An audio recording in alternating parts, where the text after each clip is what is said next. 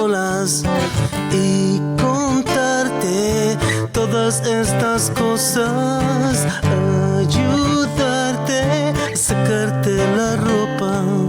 Cuando vuelvas quiero poder verte, abrazarte hasta perder el frío. Cuando vuelvas,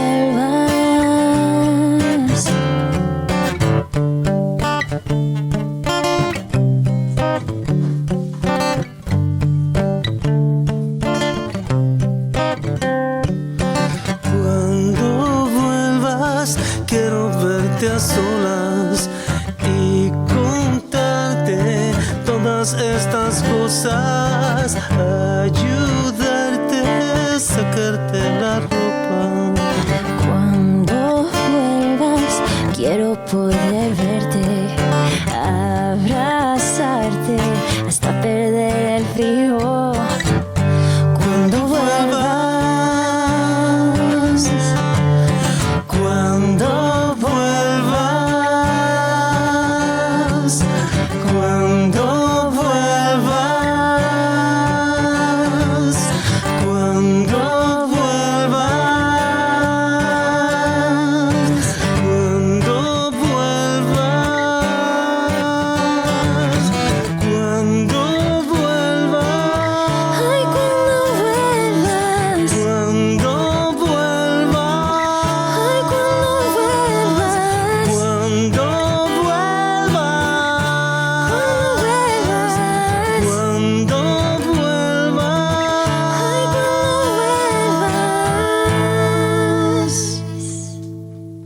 ¡Epa!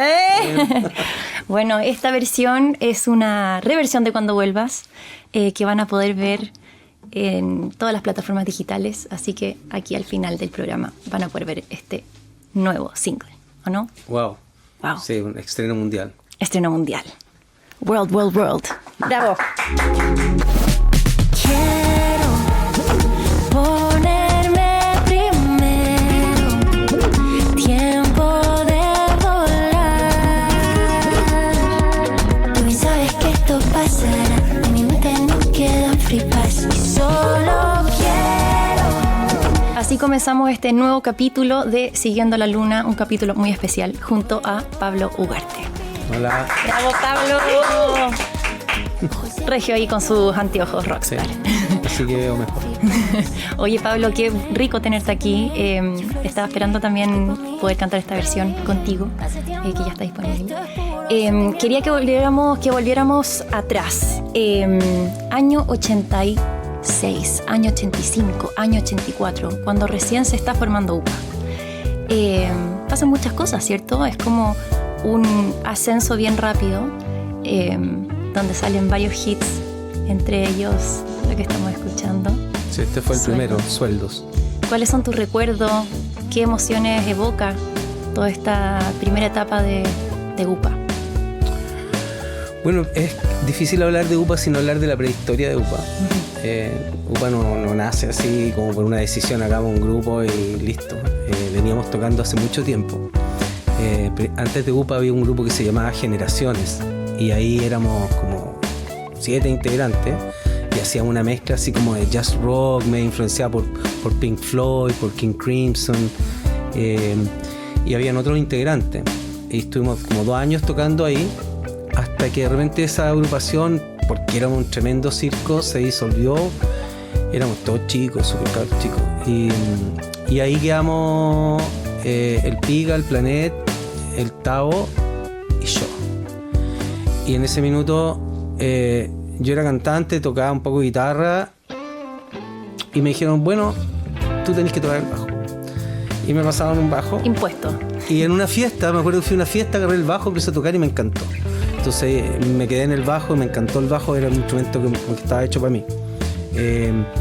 Me encanta ese peso que tiene, esa profundidad, de llevar como la música en la raíz, ¿cachai? Y también la armonía. Y yo me transformé como en un bajista muy de acompañamiento del bombo. Y años después me di cuenta que el baterista, el Tao, me decía que él era un baterista de cantante. Entonces teníamos un 360 muy entretenido ahí yo con el Tao. Mandarle un besito al Tao Sí. también ahí, si no está bien. Sí, pues, gran compañero de miles de batallas. Y bueno, cuando terminó Generaciones decidimos hacer esto, tomó el bajo, empezamos a ensayar canciones ya más pop, más como canciones, no de 8 minutos, sino que 3, 4 minutos, qué sé yo. Y ahí como salieron canciones como Sueldos cuando vuelvas, Somos la nada. O sea, viene de antes esto. Y claro, y ahí empezamos a ensayar en un contexto también súper como extraño, porque tú eres muy chica, pero nosotros somos hijos del estado de sitio. En esa época había toque de queda, uno veía camiones militares en las calles, era como una ciudad ocupada, ¿cachai? Como uno ve en las películas ahora, la ocupación nazi en París, así era Santiago. Veías camiones de militares patrullando la ciudad y no podíamos salir después de las 2 de la mañana durante 17 años. Entonces muchas veces nos quedábamos ensayando toda la noche. De toque a toque. De toque a toque. Y bueno, ser músico, o sea, ser joven era súper complicado. Ser músico era mucho más complicado aún, porque se supone que estaban formando una sociedad de winners. Y los músicos eran como que de entrada eran perdedores, porque ¿de qué vaya a vivir? ¿Cachai? O sea, entrabais perdiendo. Entonces, decidir por la música era como una cuestión de la guata, de decir, ¿sabéis que esto es lo que mi cuerpo, mi alma me dice que tengo que hacer y lo voy a hacer sí o sí? Y eso eran los años 85, 84, 85.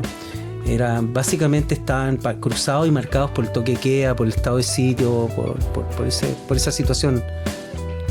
Oye, Pablo, ¿y el nombre UPA? Que es algo que uno lo relaciona a UPA, chalupa. ¿Tiene algo que ver con eso o salió así de forma más espontánea? Bueno, justamente por todo lo que te estoy diciendo. En el fondo, UPA es un chilenismo, bueno, que no solamente existe en Chile, es en el fondo UPA, es como darse ánimo. Claro. ¿Cachai? Nosotros estábamos con toda la adversidad del mundo a cuesta y decíamos, ¿sabes qué? UPA, lo vamos a hacer igual, UPA. ¿Cachai? Y por eso tenía el signo de exclamación, ¿cachai? Que decía, era una acción de levantarse. Claro. Y bueno, ahí existe Lupa Chalupa. Nuestro segundo disco incluso tiene una pisadera de una micro donde dice UPA, o sea, como que le dicen a la gente que se suba. Que se suba.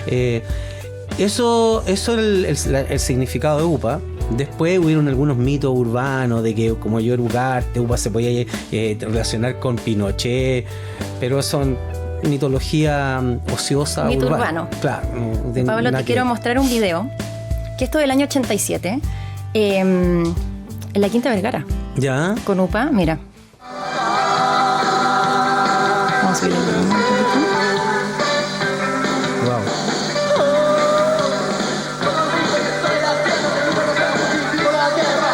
¿Cómo fue esta experiencia? También fue súper temprano.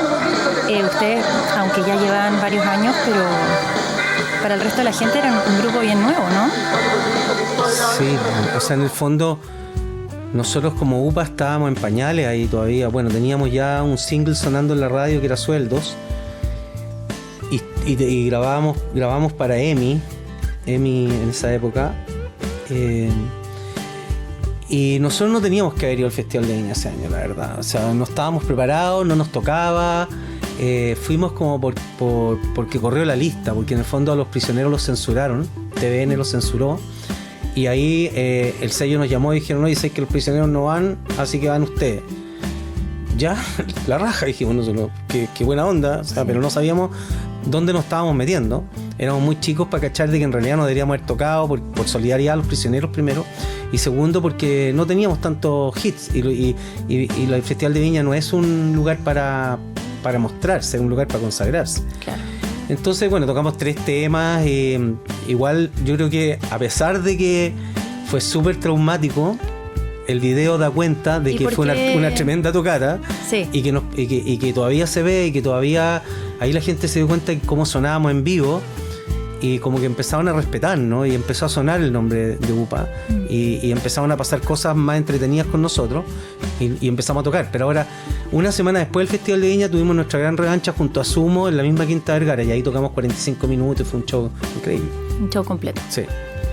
¿Y por qué? O sea, si tuvieras que tomar la decisión nuevamente, estuvieras ahí con el llamado acá en la oreja, ¿Lo hubieras aceptado nuevamente? Mi voto hubiera sido no. Hoy día. No sé qué hubieran pensado el resto de los chiquillos, pero yo hubiera dicho no vamos. O sea, si no van los prisioneros, no vamos nosotros.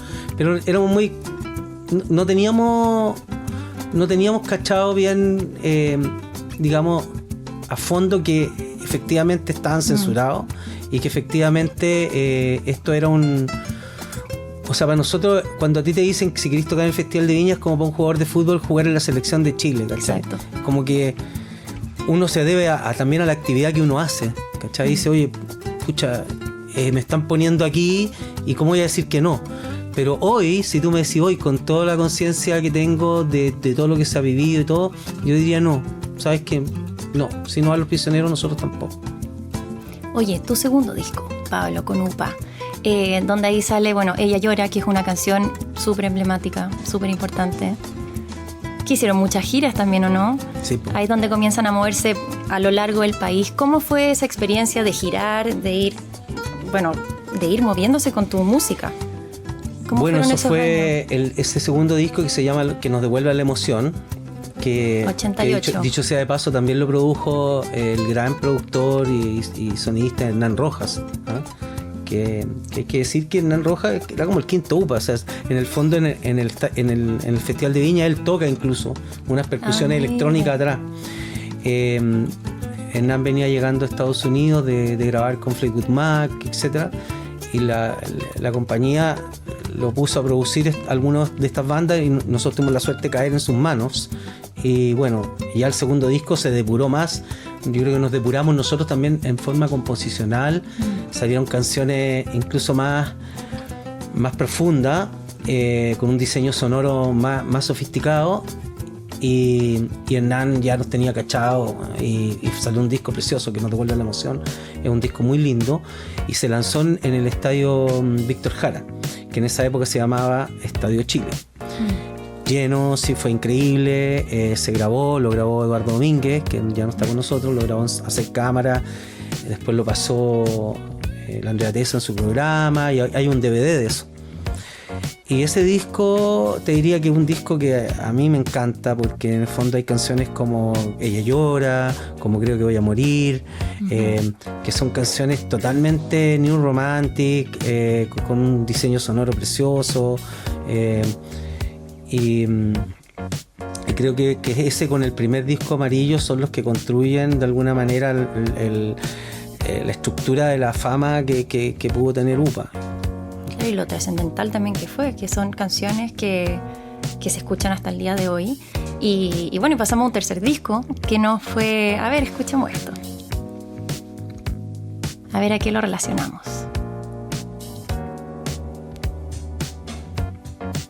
Calamaro. ¿Qué tiene que ver Calamaro? Pero este no es del disco. Yo sé, pero ¿qué tiene que ver Andrés Calamaro con UPA o con Pablo Ugarte? Tercer disco.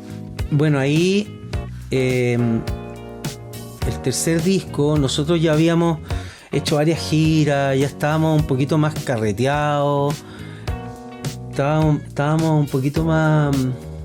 Sí, estábamos más carreteados. Esa era la más palabra. Más sueltito.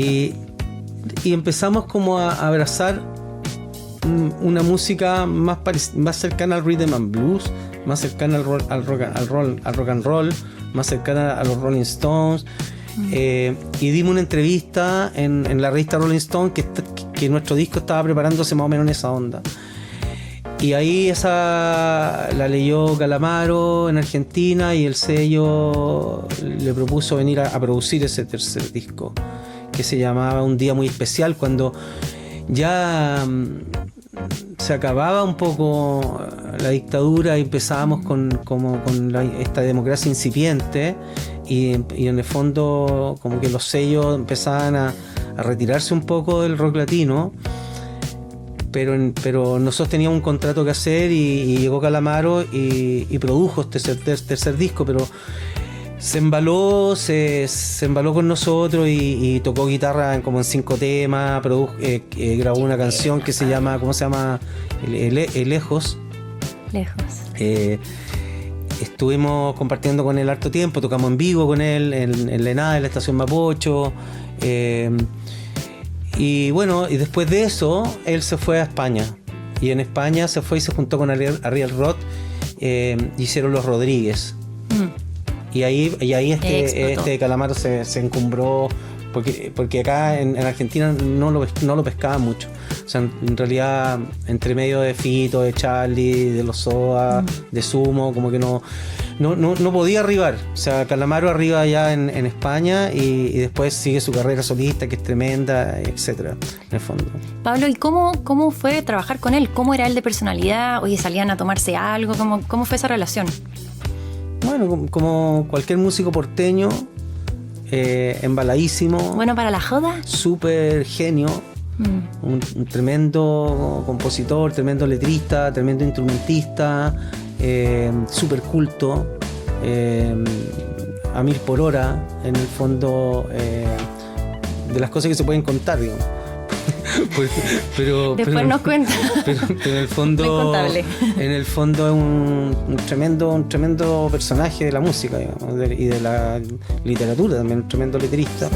Así que fue una tremenda experiencia. Estuvimos harto rato juntos. Tengo recuerdo en mi casa, así como robándonos los chomcitos viendo una película. O sea, andaban, ¿cachai? Como viviendo la vida cotidiana, haciendo vida normal. ¿Y se han vuelto a ver? ¿Se han juntado después de eso? No, fíjate, nunca más.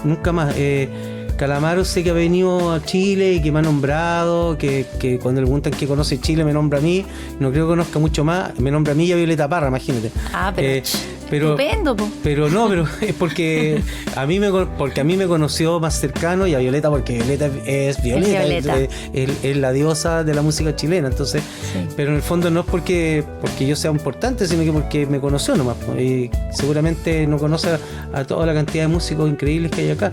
Pero yo creo que él tomó una carrera muy vertiginosa en España, y en el fondo después, cuando estás encumbrado a ese nivel, como que te cuesta un poco volver atrás. Y nosotros también hemos tenido como nuestro ir y venir, entonces un poco reencuentros que, no sé, como me ha pasado con los Paralamas ahora, ahora estoy reencontrándome nuevo con los Paralamas. Y con músicos que ahora vamos a tocar con los Enanos Verdes y con los Pericos en el Hipódromo Chile, nos vamos a volver a encontrar. En el fondo, reencuentros del tercer tipo. Y luego, después de este tercer disco, Pablo, justamente lo que decías tú de estas idas y venidas, en el 91 se distancian, ¿cierto?, de UPA. Dejan de verse, hay una división. ¿Qué pasa ahí? ¿Tú te vas por un camino de solista? ¿Paras un poco? ¿Qué pasa ahí con UPA y con Pablo Ugarte? Bueno, en el 91, se va Planet a Francia y se radica ya los próximos 40 años, nunca más volvió. Y nos quedamos 3 acá, como con esta mesa medio con una pata menos, y tratamos como de seguir con este UPA así, y era complicado, porque UPA tiene esa característica de que se construye con el ADN de los 4 muchachos, ¿cachai? Entonces era como que nos venció eso y decidimos como parar.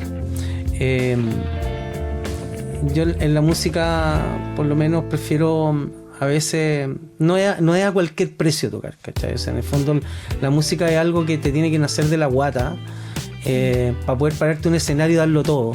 Totalmente. Si no, dedícate a, no sé, a cantar en matrimonios, ¿cachai? Y eso no era lo mío. Entonces, se decidió como parar, y en ese minuto, ahí, inmediatamente, pum, aparece Nene Proyecto, apareció la Dolce Vita, que me pidió que grabara un disco con ellos, un disco que grabaron que se llamaba Historias de Familia. Luego, Pablo Ugarte, no te me adelantes, que tengo preguntas sobre eso. Ya. Así que, ¿te parece que hablemos de eso a la vuelta? Bueno, vale. Ya, pues. Ya volvemos en Siguiendo la Luna con Pablo Ugarte. Pensamos como tú, hablamos los mismos temas. Hola, ¿cómo están? Los invito a suscribirse a nuestro canal de YouTube, al canal de BioBio, para que puedan disfrutar de todo nuestro contenido. Los esperamos. Suscríbanse.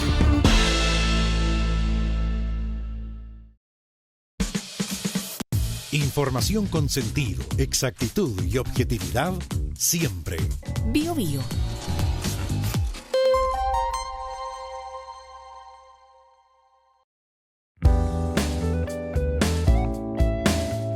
Pablo, hablábamos antes de los grupos que fuiste parte, la Dolce Vita, luego los Barracos, estábamos los ex después. ¿Cómo fue esta experiencia de los Barracos, donde también, bueno, compartiste ahí banda con Colombina, que es la madre de tu hijo? Bueno, justo después de la Dolce Vita, de este disco, que yo era un cantante invitado, la verdad es que, bueno, Colombina había hecho coro en UPA y era como que todo estaba iniciándose, pero ya era un tremendo talento y ella había mostrado como talento en los coros y en los teclados.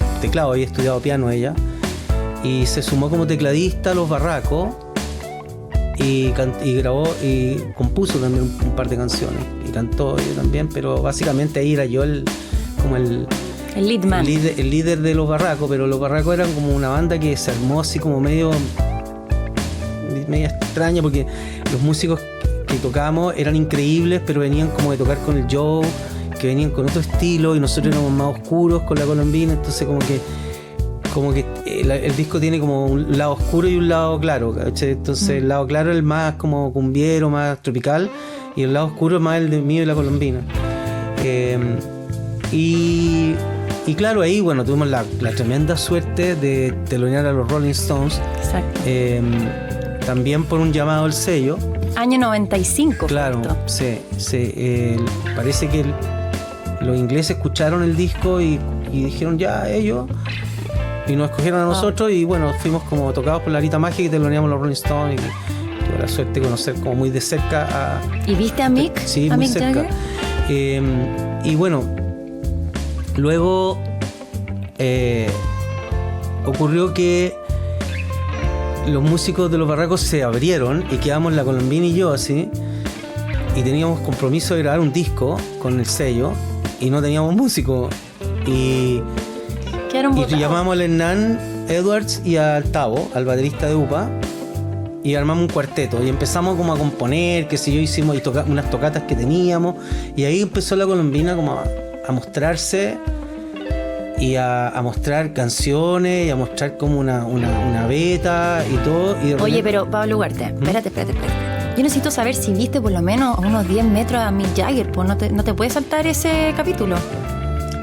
Así como una mirada o algo, ¿lo viste? ¿Cómo? Y al lado, lo que pasa es que estábamos en el túnel del estadio, y había una carpa con pasto sintético ahí que no sabíamos qué era, y yo estaba dando una entrevista para una radio argentina, y estaba todo el mundo como los músicos argentinos, porque estaban los ratones paranoicos, nosotros, técnicos, y de repente entraron dos gigantes vestidos de negro, así como y mega obesos, pero eran dos luchadores de sumo. Entraron y echaron a todo el mundo. A todo el mundo lo echaron a los camarines y cerraron los camarines con llave. Y no sé por qué me miraron a mí y dijeron, no, ya él que se quede. Como yo estaba, me vieron como dando una entrevista, claro. Como que no tuvieron como... Y pum, se abre una puerta y entra Mick Jagger con un personal trainer y un doctor con un tanque de oxígeno, y pasó a medio metro mío. Yo lo miré, obviamente él no miró. ¿Tanque de oxígeno? ¿Y eso, sí, qué porque onda? Él trota 45 minutos antes y se metió a esta carpa a trotar. Ahí está, por eso dura tanto ahí con la energía tan arriba. Claro, hace ejercicios preolímpicos en el fondo. Y sí, pues lo vi así como muy cerca.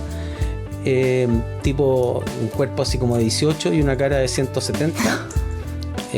Tenía una grieta así en la cara, era increíble, pero un físico impresionante. Y después lo más increíble fue que bueno, fuimos a tocar, hicimos nuestra tocata y ya nos quedamos ahí y vimos a los Rolling Stones en backstage. Wow. Y eso fue mucho más increíble que haber tocado ahí, ¿cachai? Haber visto el show de los Rolling Stones como los ve el técnico o el luthier, haberlos visto ahí, ¿cachai? Eso fue impresionante, porque además ellos son impresionantes. Ellos son, sí. En 15 minutos tenían el estadio en el bolsillo. O O sea, y estaban como tocando en el living de su casa. Imagínate que habían hecho 5 River Plate en Argentina. Wow. Y acá a Chile venían como a echar la talla. Y después, según la literatura, recuerdan de como de los buenos conciertos de la gira, de Voodoo Lounge Tour, porque tocaron muy suelto, muy relajado, muy como que ya la hicimos, ahora pasémoslo bien. Entonces, eso fue realmente impresionante. Verlos en backstage, ver el concierto en backstage fue un regalo. Qué buena experiencia. Al punto que si yo hubiera visto eso, jamás me hubiera atrevido a tocar en el escenario. Menos mal partieron. Sí, menos mal que fue al revés, porque si no hubiera tenido la patudez de haber tocado. Porque una potencia increíble. Oye, Pablo, y pasando a los Ex, que es una banda que bueno, comenzaron a sonar las canciones por MTV, que era un medio de difusión súper importante. Y vi por ahí que te fuiste a Miami a jugar fútbol. ¿Cómo fue esa experiencia? Hay unos videitos por ahí. Bueno, antes de eso, lo que te estaba contando antes es que cuando nos quedamos sin músicos y nos quedamos la Colombina, yo y llamamos al Tao, el baterista de UPA, y a Hernán Edwards, que eso es la formación de los Ex, pero en ese minuto como que no estábamos tratando como de reflotar los barracos. Y llegó un productor, teníamos que grabar un disco, y llegó un productor de Argentina y dijo, ella es la líder. Colombina. No es él, es ella. Ella tiene y ahí la colombiana nos miró y dijo, ¿vieron que era yo? ¿Vieron que tenía razón? ¿Vieron que era yo? Y ahí el productor argentino dijo, no, ella es la que tiene que componer, ella es la que tiene que liderar, ella es la que tiene que cantar. Y en ese momento eran pareja ustedes, ¿no? Nos estábamos separando. Se estaban separando. Entonces, la evidencia era demasiado potente, porque la colombina tenía unas canciones increíbles, tenía unas letras increíbles, y más encima llegó este gallo a como abrirnos los ojos, a poner las cosas en orden. Oye, no, déjense de huevear, o sea, en el fondo, ella es la líder de este cuarteto. No tengo idea qué es lo que hayan hecho ustedes antes, pero ella es. Entonces ahí, creo que a lo mejor uno se resiste al comienzo, pero la evidencia es muy grande, y ahí entonces yo me dije, bueno, no tengo ningún problema en ser el bajista de los Ex. Y había que ponerle un nombre a ese nuevo cuarteto, y le dije, mira, nos van a poner los Ex UPA, los Ex Barraco, los Ex Marido, pongámosle los Ex.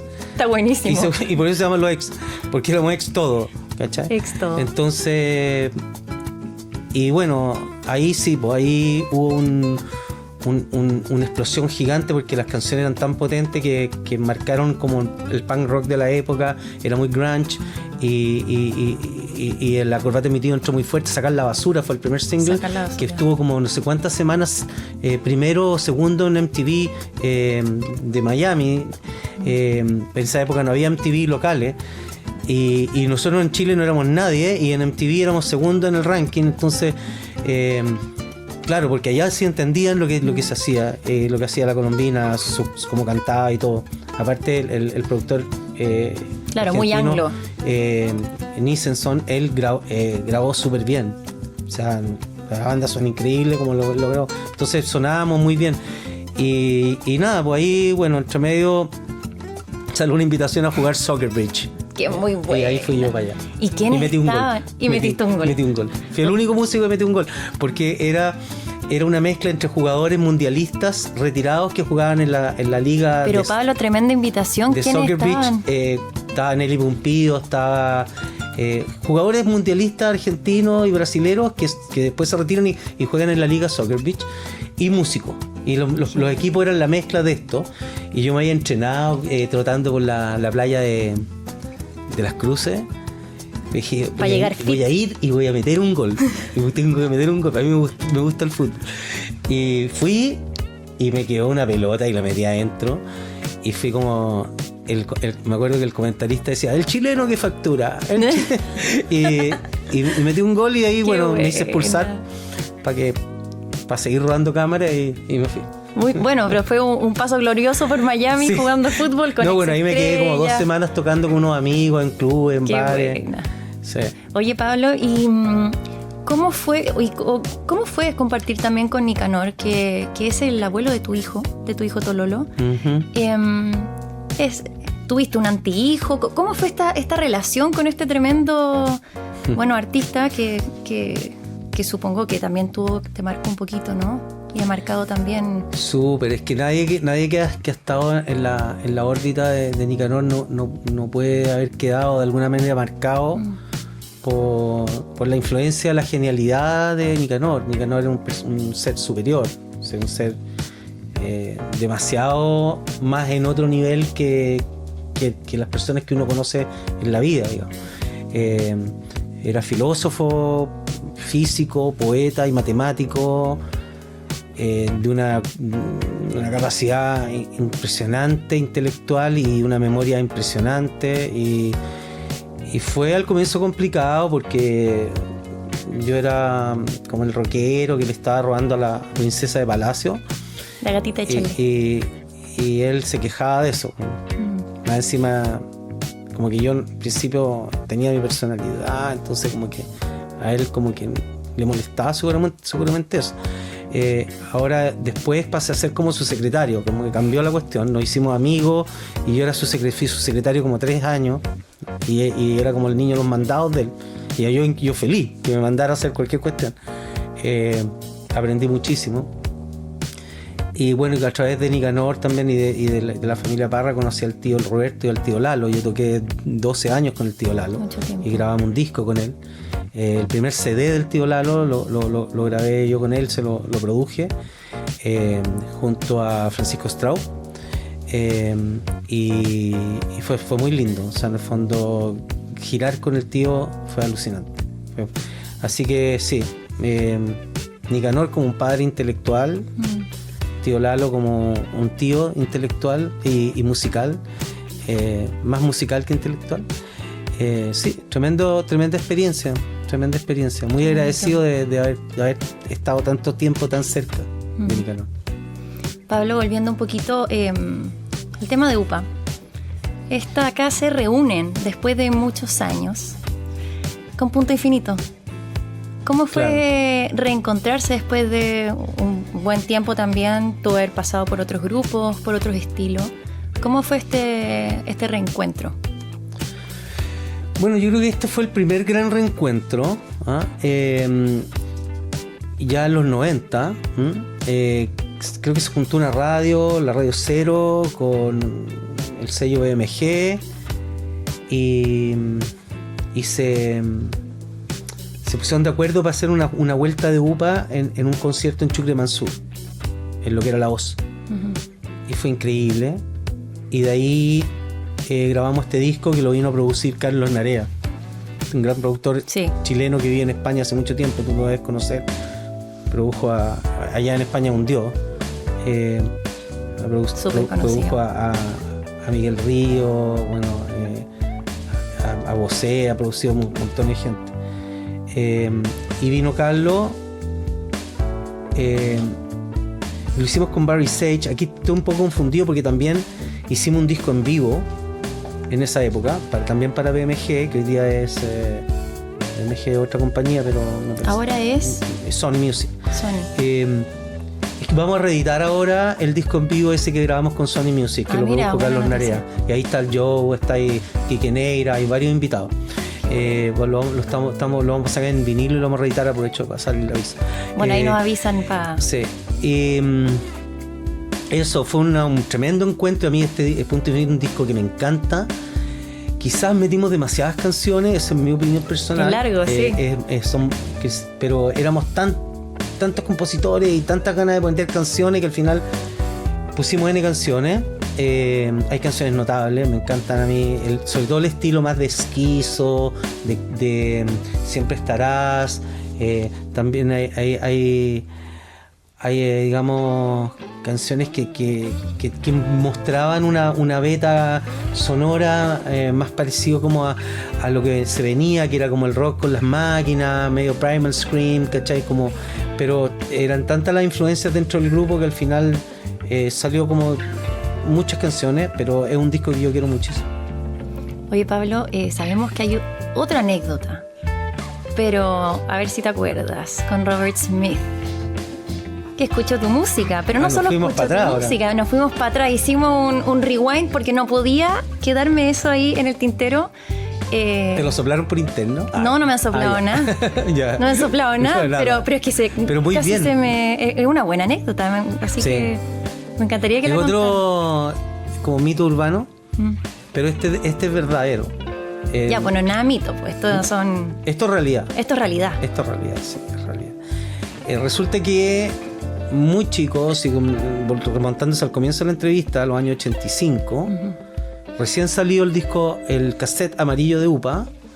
Icónico amarillo. Sí. El padre de mi novia vivía en Buenos Aires y nos invitó, nos pagó el pasaje. Oye, qué buen suegro. Súper buen suegro. Buena onda, sí. Sí.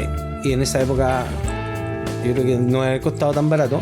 Y nos invitó él a su casa en Buenos Aires, y como yo había sacado el disco y era EMI y todo, conocía a Oscar Sayavedra, que era productor o manager de los Soda Stereo en esa época, y me dice: vení Pablo, ven a la conferencia de prensa de los Cure, te invito al concierto, que en Ferro venían con Stand in the Beach, o sea, Cure en su máxima expresión, En su New peak. Wave, peak, así, totales. Y yo le dije: pero mira, qué suerte, yo voy a estar allá, así que perfecto. Y entonces leí un poco de los Cure y leí que Robert Smith le encantaba recibir música de los países que visitaba. Entonces fui a la conferencia de prensa, que fue en el, no sé, Alvear Palace de Buenos Aires, un hotel, y estábamos ahí, y de repente, pum, entran los Cure, y pasa Robert, y yo le digo: Robert, this is from Chile. Y me mira y lo recoge. Y se va. Y bueno, y lo puso ahí en la testera, qué sé yo. Después el concierto estuvo increíble.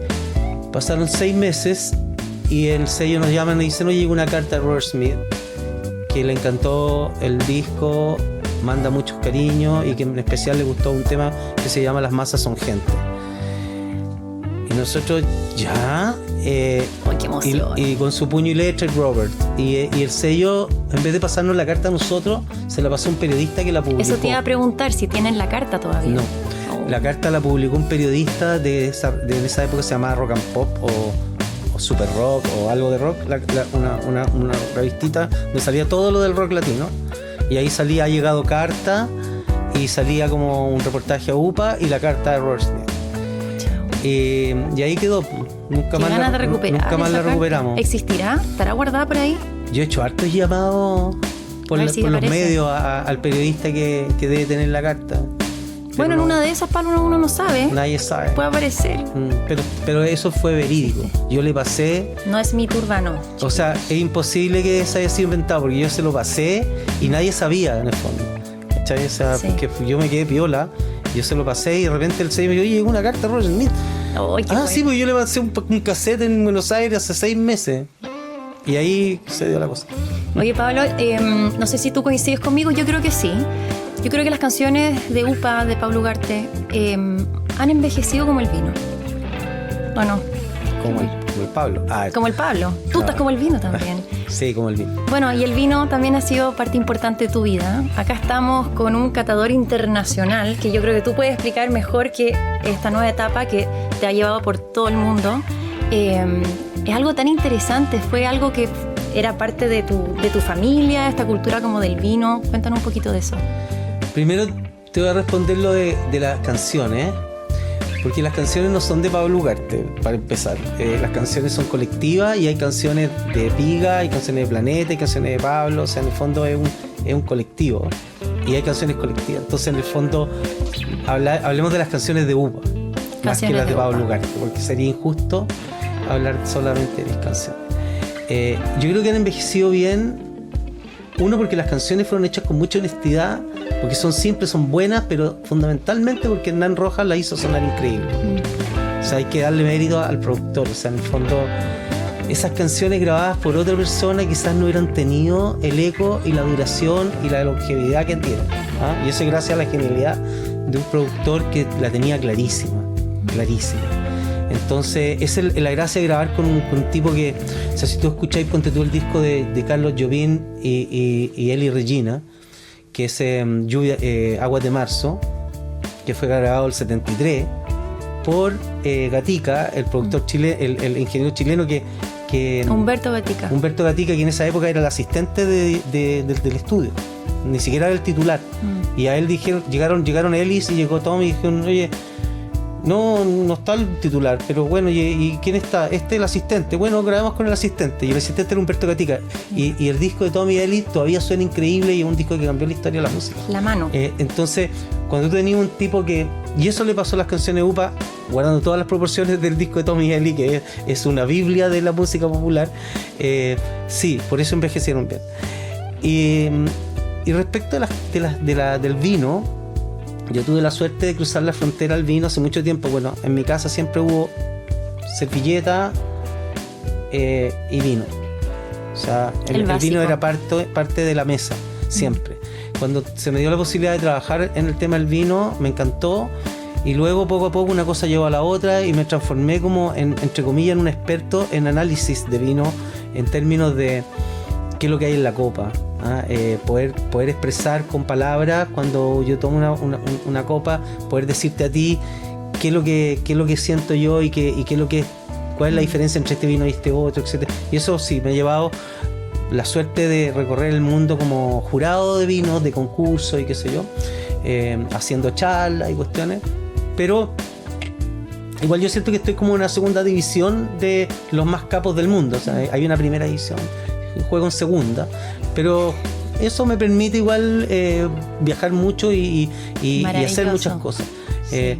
Entonces eso ha sido alucinante, porque entre una tocata y una cata hay un todo de diferencia, o entre cantar y catar hay una N de diferencia. Así como que se complementan muy bien las dos cosas. Buena esa. Así que feliz de haber podido conocer este mundo y poder conjugarlo hoy con la música. Bueno, igual a mí me secuestró el vino. Un poquito, sí. Y estoy con el síndrome de Estocolmo. No, es que es un mundo muy alucinante, y también todo lo que has vivido también con la música, Pablo. Estamos súper agradecidos de tenerte aquí. Fue un tremendo honor entrevistarte. Nosotros además somos amigos, ¿cierto? Y vamos a sacar este nuevo single que espero que lo disfruten mucho, ¿cierto? Fue hecho con mucho amor, así que ya está disponible. Cuando vuelvas, ¿o no, Pablo? Sí, cuando vuelvas tú de todos tus periplos, escucharemos esa canción que grabamos juntos. Para mí fue un placer grabarla contigo. Creo que eres muy talentosa, tienes mucho futuro por delante, y feliz de haber estado en parte de tu proceso. Así que muchas gracias y muchas gracias a toda la gente que te apoya, porque la verdad todo el esfuerzo que tú has puesto yo creo que va muy bien encaminado. Amén, que así sea. Gracias, Pablo. Bueno, les vamos a dejar con la canción. Esto fue Siguiendo la Luna con Pablo Ugarte.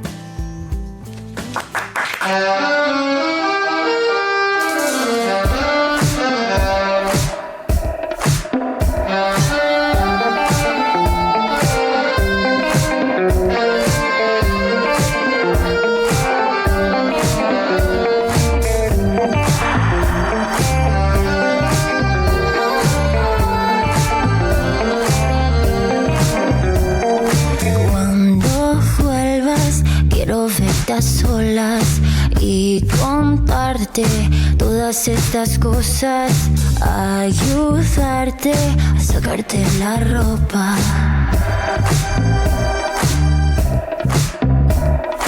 Cuando vuelvas quiero poder verte, abrazarte hasta perder el frío. Cuando vuelvas,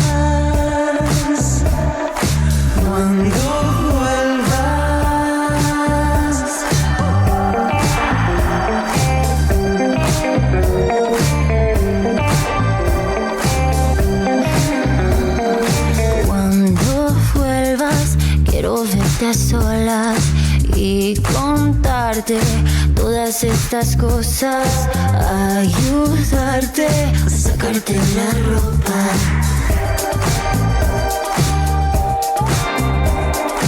Cuando vuelvas quiero poder verte, abrazarte hasta perder el frío. Cuando vuelvas